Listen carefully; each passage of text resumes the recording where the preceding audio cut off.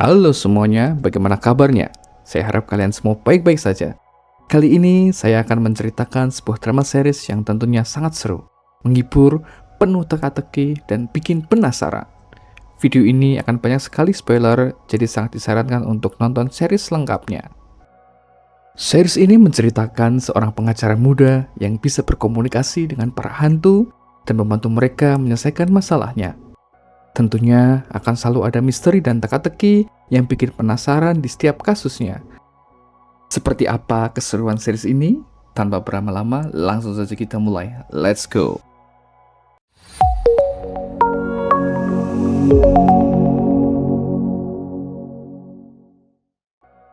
Episode ini dibuka dengan memperkenalkan kita pada seorang tokoh utama kita, Shin Yirang, yang nampak sedang berada di ruang sidang. Yirang adalah seorang pengacara muda yang sukses memecahkan berbagai macam kasus penghilangan nyawa yang janggal. Dalam memecahkan kasusnya, Yirang selalu dibantu oleh para kliennya yang juga sekaligus korban.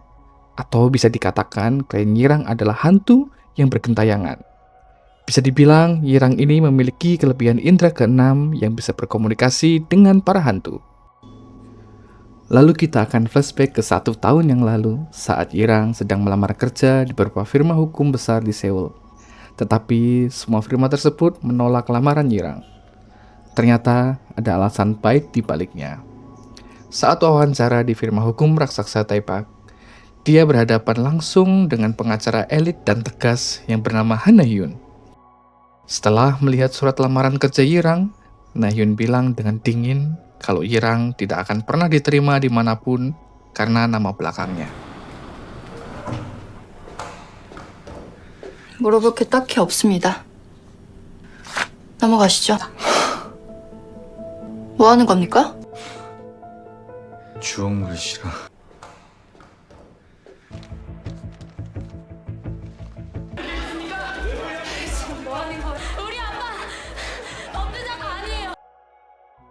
Ternyata ayah Yirang adalah mantan jaksa yang dulu terlibat skandal kasus korupsi besar dan meninggal secara tragis serta meninggalkan misteri.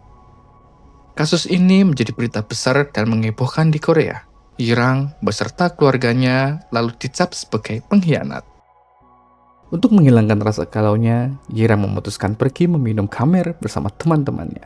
Dan disinilah Yirang memutuskan untuk membuka firma hukum miliknya sendiri.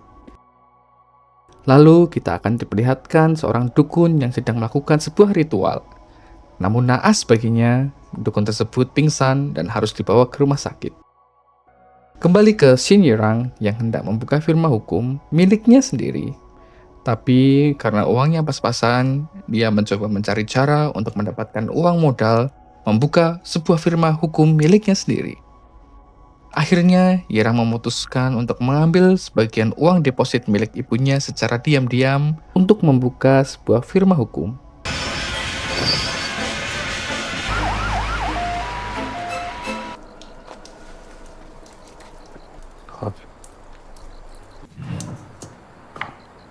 장모님이 보내셨구나. 네? 계약은 변호사가 하는 게 맞지. 이게 계약서구나. 아저씨가 우리 엄마 가게 건물 주셨어요? 내가 변호사 선생을? 네, 우리 엄마 정육점 보증금 복비 10%더 드릴게요. Karena uang yang pas-pasan, Yirang hanya bisa menyewa ruangan di gedung auction nomor 501.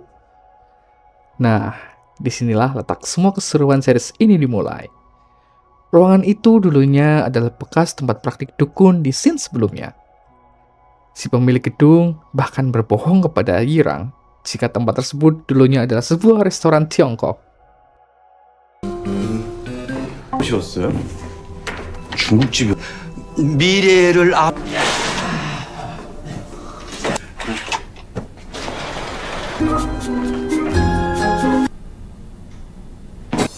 할게요. Saat hari pertama Yirang pindah, Yirang tak sengaja menemukan sebuah tempat dupa. Tanpa rasa curiga, Yirang langsung menyalakan dupa di atasnya, dan seketika Yirang langsung mengantuk dan tertidur di kursi kerjanya.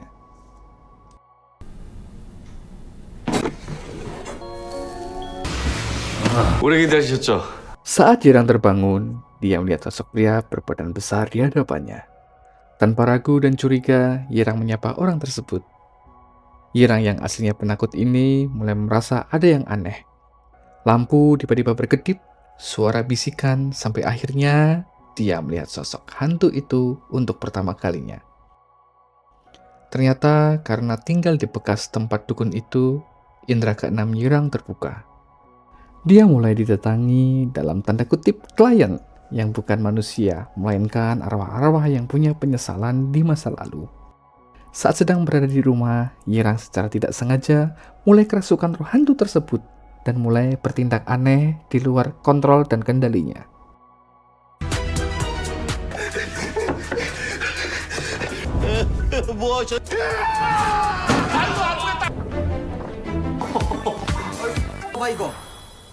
그분의 시중을 신이께 지가 누군지 좀 알아봐.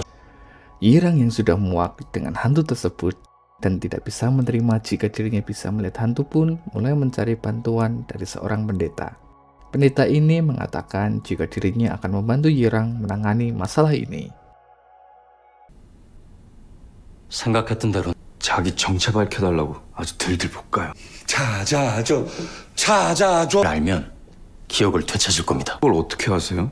아, 저 거듭났답니다. Namun siapa sangka, pendeta ini dulunya adalah seorang dukun, sehingga dia bisa tahu tentang dunia perdukunan. Kasus pertama datang dari seorang istri yang suaminya baru saja meninggal di meja operasi. Anaknya yang terguncang akhirnya mengurung diri di kamar. Hal ini membuat ibu ini merasa sangat marah, berat menjalani hidupnya.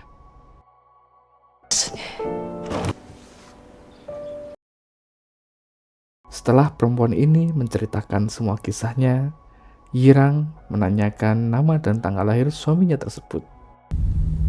19...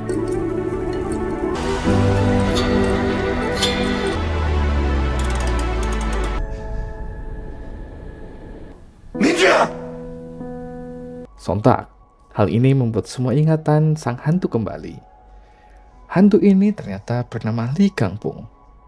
Kasus ini bermula ketika Li Gangpung sedang menjalani sebuah operasi dan mengalami pendarahan hebat. Namun, sungguh naas dan sangat-sangat jahat. Pihak rumah sakit bilang itu murni kecelakaan. Ingatan itu benar-benar menempel di kepala Li Gangpung dan dirinya ingin Yirang membalaskan dendamnya. 바로 몰고 가란 목소리를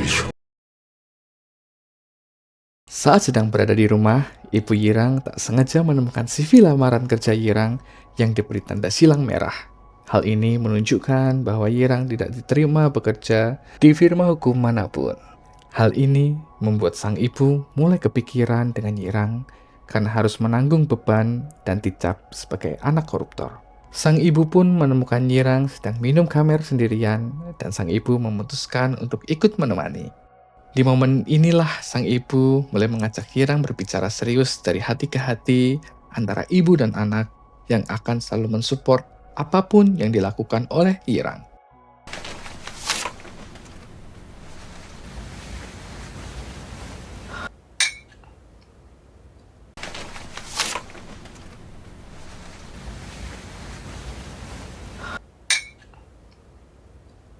너 하고 싶은 거 해. 먼저 들어가 주무세요. Beralih ke kantor firma hukum Taepak.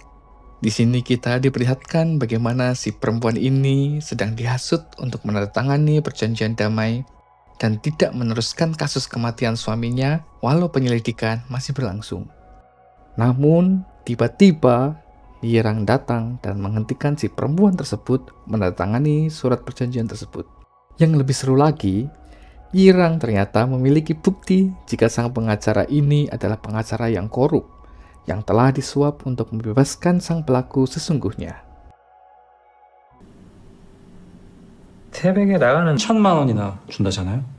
그 따님이 아프시다면서요. 아유 참. 고인의 생명을 돈으로 환산할 순 없지만 합의 당사자가 합의서를 읽는 건 당연한... 잠시만요. 변승준 변호사 2010대 뒷조사했어? 거든요. 약속하신 돈은 차명 계좌로 보내주실 거죠? 변호사님, 어디 가세요? 변호사님! 우리도 설명 필요 없고 Kini, Yirang pun resmi menjadi pengacara Lee Kangpung untuk kasus ini. Yirang mulai mencari dan mengumpulkan bukti jika terjadi malpraktik dalam operasi Lee Kangpung. 강풍 씨랑 지우 위해서 싸울래요. 와서 우리 가족들하고 마지막 인사를 하고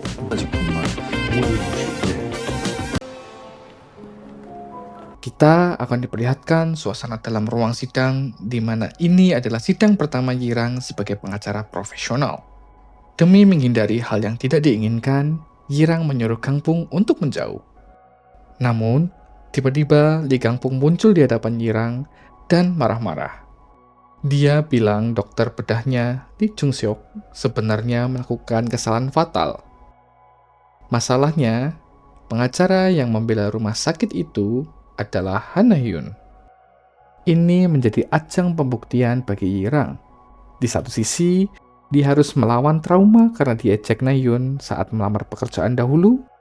Di sisi lain, dia juga harus mendengarkan instruksi dari Lee Kangpung sebagai kliennya yang sangat cerewet banget di sebelahnya selama persidangan berlangsung. 괜히 재판보다 흥분하면 곤란해요. 동의하셨죠? 네. 이강풍 씨의 경우엔 기도 구조의 변경을 요한. 하지만 정작 문제가 된 건 환자의 그거 다 거짓말이에요, 거짓말. Saat di ruang sidang, Yirang menunjukkan bukti kuat yang memojokkan sang pelaku. Namun, Han Na-hyun tiba-tiba memberikan bukti yang mengejutkan. Na-hyun mengatakan jika Kangpung dulunya adalah seorang gangster, sehingga ada bekas luka di tubuh Kangpung akibat ulahnya di masa lalu. Hal ini membuat Yirang seketika panik, dan Kangpung pun tidak dapat menahan emosinya lagi karena masa lalunya yang kelam dibongkar dan dirinya difitnah. Yirang yang tadinya gugup dan bicara terbata-bata, tiba-tiba dirasuki oleh roh Kangpung. Tiba-tiba, Yirang yang kalem jadi sangat agresif dan melakukan hal aneh tanpa sadar dalam persidangan yang auto membuat dirinya jadi malu. 재판장님, 이 조직폭력배였습니다. 받은 흔적입니다. 일은 없었을 겁니다. 하지만 거짓말이야. 이강풍 씨가 병원에서 원고 측 대...